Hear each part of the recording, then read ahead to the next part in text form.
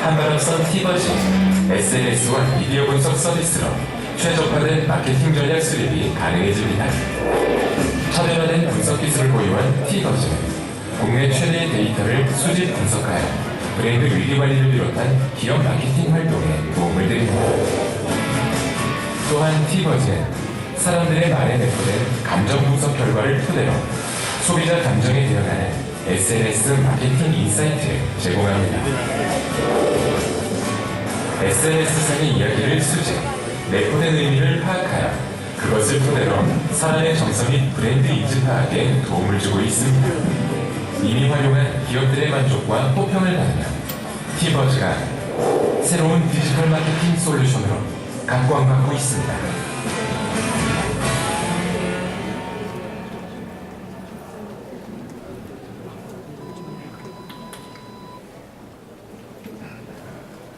안녕하십니까. SNS 플랫폼 사업을 맡고 있는 신정훈입니다. 반갑습니다. 저도 여러 컨퍼런스 가봤는데 지금 4시간째 발표를 하고 듣고 계신데 이렇게 많이 남아있는 컨퍼런스는 처음 보는 것 같습니다. 저를 기다리신 것 같아요. 아마 오늘 김일하고 부장이 준비를 하셨는데 참 탁월한 선생인 것 같습니다. 앞서 조금 지루하시더라도 참으시고 마무리 잘 해보겠습니다. 오늘 저희가 저희 본부에서 서비스하고 있는 티버즈라는 서비스를 중심으로 해서 소셜 분석 그리고 웹 분석을 통해서 디지털 마케팅에 어떤 도움을 받을 수 있는지 이런 부분들을 설명을 드리겠습니다. 앞서 말씀하신 여러분들의 설명 중에 현재 소비자들은 빠르게 똑똑해져 가고 있습니다. 근데 이런 변화에 오신 여러분의 기업들이나 대행사분들은 정말 적응하고 있는지 그들의 니즈를 파악하고 있는지 정말 궁금합니다. 저희 티버즈는 사람들의 어떤 말을 분석하는 툴이라고 말씀드릴 수 있고요. 페이스북을 비롯해서 유튜브, 중국의 웨이보, 네이버나 다음을 중심으로 한 뉴스, 카페, 지인까지의 데이터를 가지고 원하는 데이터를 분석할 수 있는 그런 툴이라고 볼 수 있겠습니다. 더 뉴 인포메이션 컨슈머라고 해서 지금 사용자들은 어떤 스마트 기기들을 통해서 어떤 제품 하나를 구매할 때도 언제 어디서나 정보를 확인해보고 그 기반으로 구매를 하게 됩니다. 이런 소비자가 현재는 약 10% 정도, 작년 데이터니까 한 10% 좀 넘었겠네요. 가 있고 2020년에는 75% 이상이 된다고 발표 자료가 있습니다. 보시면 많이들 아실 텐데 V4 벤데타의 가면이죠. 지금 혁명적인 어떤 상징이기도 합니다. 저 가면이. 그리고 웃고 있고요. 가면이죠. 저 뒤에서는 웃고 있을까요? 저 모습이 2020년에 여러분의 어떤 모습일 수도 있습니다. 하나의 사례를 들어보겠습니다. 현재 여행업계는 이 FIT, 개별 여행 계획에 대한 고민이 있다고 합니다. 기존에는 그 패키지 여행을 많이 드셨죠? 가족 단위도 그렇고, 여행사를 통해서 여행 경로나 음식점, 숙소 모든 것들이 다 제공이 됩니다. 그러니까 이런 걸 이용하는 사람들을 분석해서 새로운 상품을 개발하고 어디를 또 새로 개척할 것인지를 만들어낼 수 있는데 지금은 개별 여행객들이 전부 다 숙소 등등을 다 예약을 해서 별도로 갑니다. 그러다 보니까 이 여행객들이 어디를 가는지, 또 누구와 가는지, 또 숙소는 어디에 묵는지, 언제 가는지, 또 무엇을 먹는지 등등이 굉장히 분석하기 어려운 시기라고 합니다. 그래서 지금 현재 이런 부분들을 분석할 수 없는 어떤 고민이 하나가 있습니다. 그리고 2013년부터는 유럽 쪽의 여행객이 급증을 했다고 합니다. 약 2배 정도 늘었다고 합니다. 지금도 계속 증가를 하고 있다고 합니다. 근데 중요한 것은 이런 해외 여행객들의 전체 볼륨, 국내 볼륨은 늘질 않았어요. 그러면 유럽이 늘었으면 어디는 줄었을 텐데 그건 어딘가 이런 것들에 대한 어떤 답을 받기가 좀 어려워요. 물론 여러 가지 데이터를 분석해 나올 수도 있겠는데 그중에 가장 쉽게 볼 수 있는 게 또 이런 소셜이나 인터넷 분석을 통해서 확인해 볼 수가 있습니다. 간단하게 저희가 봤는데요. 우리나라 사람들이 많이 여행하는 5개 지역을 살펴봤습니다. 그중에 중국, 미국, 캐나다는 큰 변화가 없습니다. 2년째. 일본 같은 경우는 약간 특징적인 게 있는데 방학 때 많이 여행을 합니다. 방학이 지나면 좀 급감을 했다가 이건 언급이나 이런 것들을 제가 조사한 것이고요. 그 중에 특이한 게 하나 있습니다. 유럽과 동남아입니다. 이걸 그냥 가볍게 본 겁니다. 가볍게 보면서, 유럽의 여행객이 늘었다. 어디가 줄었나? 봤더니 그 기점이 마찬가지로 2012년 11월 기점으로 해서 동남아의 여행객이 급감을 했습니다. 이런 것들은 아주 가볍게 그냥 볼 수 있는 데이터들이고요. 여기 뒤에 있는 인사이트는 상당히 많은 부분들이 있을 겁니다. 이렇게 사용자들은 굉장히 여러 가지 채널을 이용해서 정보를 습득하고 있고 또 그걸 통해서 소비를 하고 있습니다. 근데 대부분의 광고 주주분들 또는 대행사분들이 아직까지도 기존의 방식을 고수하면서 이런 데이터를 바라보는 아직은 능력은 좀 떨어지신 것 같아요. 그런 것들을 지금 준비해서 갈 필요가 있다는 생각을 하고요. 저희 키버즈가 그런 부분에서는 여러 부분 채워줄 수 있다고 생각하고 있습니다. 2011년부터 저희는 시작을 해왔습니다. 그래서 저희는 SNS 웹 전체를 분석할 수 있고 특히 페이스북 전체를 분석하고 뒤에서 몇 가지 보실 텐데요. 10가지의 감정을 디테일하게 분석을 합니다. 또 하나는 시간에 따른 확산을 분석하면서 실제 영향력자가 누군지 이슈에 대해서 그런 것들을 분석할 수가 있습니다. 이런 걸 통해서 브랜드나 인물의 평판 관리를 할 수 있고요. 경쟁력 비교 분석, 실시간 모니터링, 그리고 글로벌리하게 확산 분석을 또 진행을 하고 있습니다.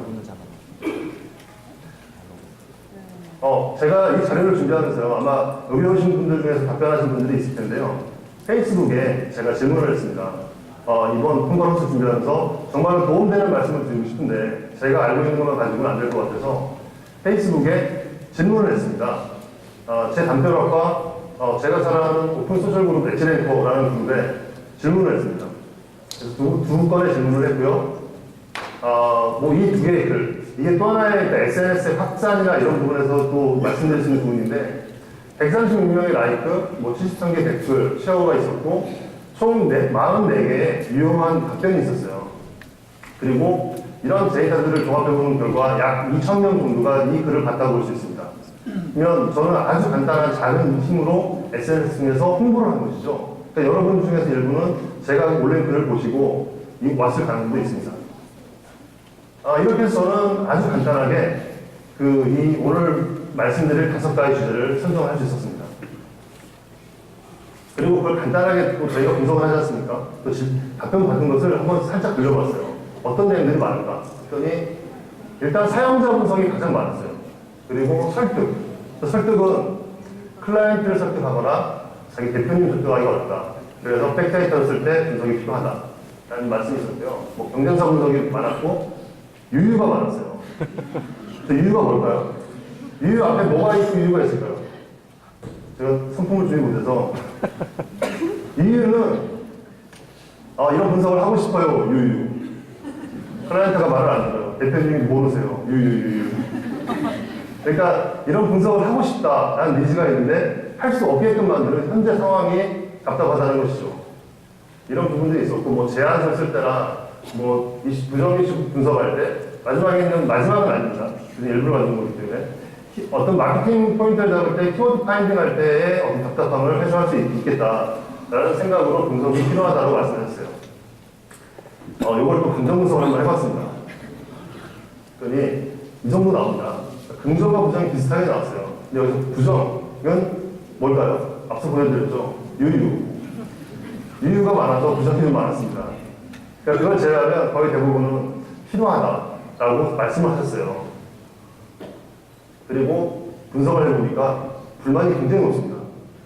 혹시 여기 대표님들이 오셨다면 이런 분들을 좀 헤아리셨으면 좋겠습니다. 그래서 제가 5가지를 구분을 해봤습니다. 브랜드 분석, 캠페인을 언제 할지 시기 발굴, 소비자 인식 조사, 클라이언트 설득. 이 클라이언트에는 대표님 포함되어 있습니다. 위기 모니터링. 이 5가지를 말씀드릴 수가 있습니다. 이 설득이라는 부분은 각 요소에 다 포함되기 때문에 따로 설명을 드리지 않고요. 이 4가지에 대해서 설명을 드리겠습니다. 일단 브랜드의 평판 분석입니다.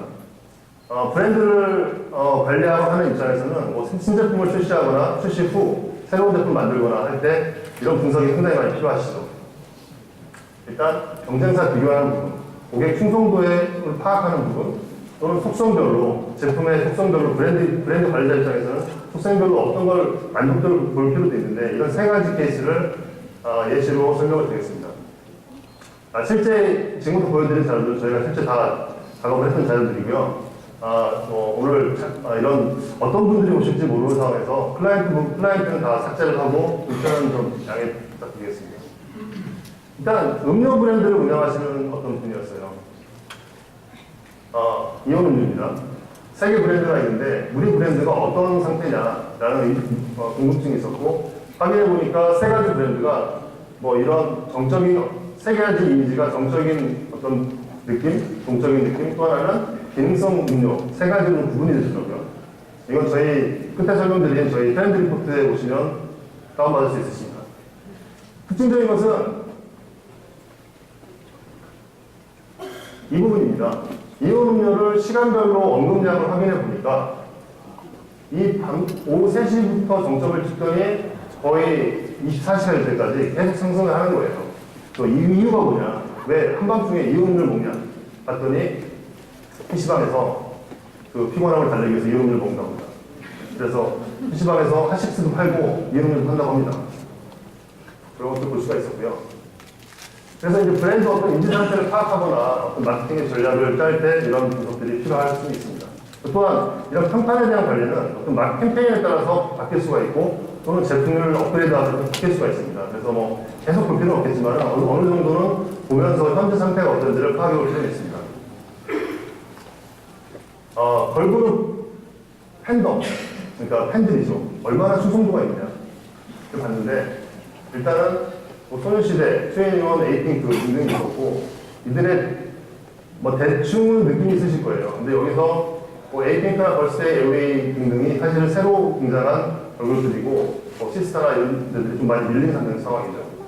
근데 이거를 1인당 언급 횟수를 보니까 에이핑크가 상당히 수사했습니다. 이건 올해 7월 달까지의 자료입니다. 아마 지금은 팬이 때문에 걸스데이가 좀 올라갔을 것 같습니다.